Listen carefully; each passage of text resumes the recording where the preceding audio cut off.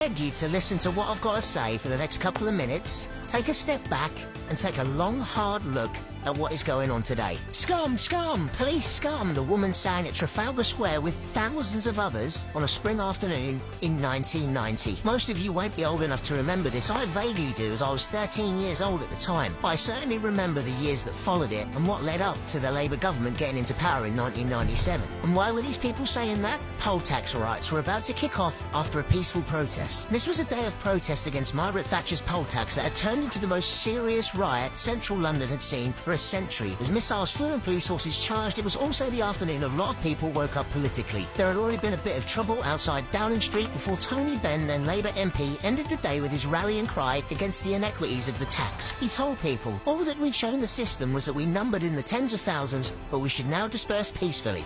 And he was basically a dad telling people to go to bed before there was any trouble. Not everyone in the crowd agreed, as an anarchist who put on punk gigs in Bristol violently shook his head. In what seemed like seconds later, people around him were lobbing placards at the police. And what happened next caused one of the biggest mass riots in the UK's history. For no discernible reason, a riot squad band drove through Charing Cross Road straight into the Trafalgar Square crowd and knocked a young woman yards across the road. It was an incendiary moment. The air then filled with bowls of missiles and mayhem ensued. Thousands of non-rioters were trapped in the square before people could escape, and a photographer's arm was broken by a policeman's truncheon. People viciously trampled. There were almost surreal moments of levity too. Huge cheers erupted when a failed attempt was made to torch the apartheid South African embassy. And at the very least, it was thought the TV news would show what had really happened, but viewers were given a police estimate of the numbers in the square that was laughably small. Nothing was reported about police provocation. Politically, the riot temporarily helped the government tarnish its opponents as far-left riots. Does this sound eerily familiar? Far-right thugs, a leader out of touch, a parliament unwilling to listen to the population.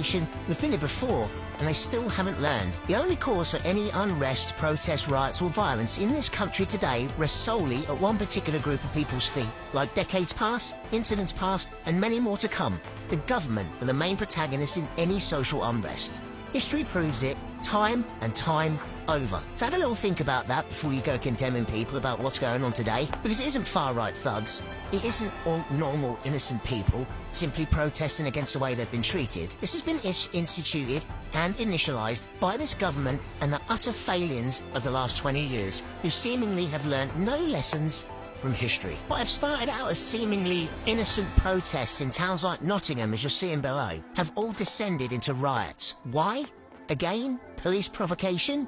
Is it, or is it a minute amount of thugs out to just cause trouble, launching missiles and sparking mass mob mentality? Is it because the government have failed society? The North-South divide was prominent in the 70s, 80s and 90s, but doesn't really exist today. Instead, we have a rich-poor divide. But we also have an issue in the United Kingdom with people who are for immigration and people who are against it. Generally, you'll find the people who are against immigration probably have a reason to be. Maybe they had things stolen from them by an immigrant. Maybe someone in their family was hurt by an immigrant. And it's generally the people that haven't been affected by immigration that are ones advocating for it. And it's the ones who have the ones advocating against it. So the next time you stand face to face with someone in a crowd, just have a think about the reasons why they might be stood there. Because 9 times out of 10 when you look in these crowds, they're normal, working class people wanting to know why this government has failed them so badly.